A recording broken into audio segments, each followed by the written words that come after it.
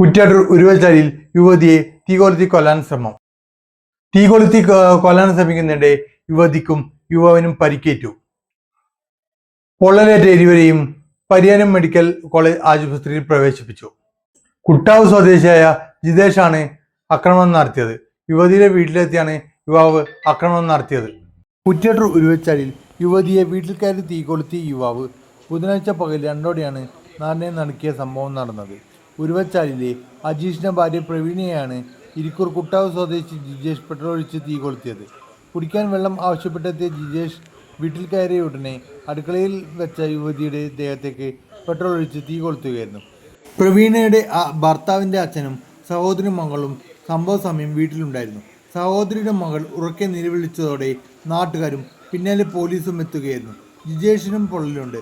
സാരമായ പൊള്ളലേറ്റ് ഇരുവരെയും കണ്ണൂർ പരിയാരം മെഡിക്കൽ കോളേജിൽ തീവ്രപരിചരണ വിഭാഗത്തിൽ പ്രവേശിപ്പിച്ചു.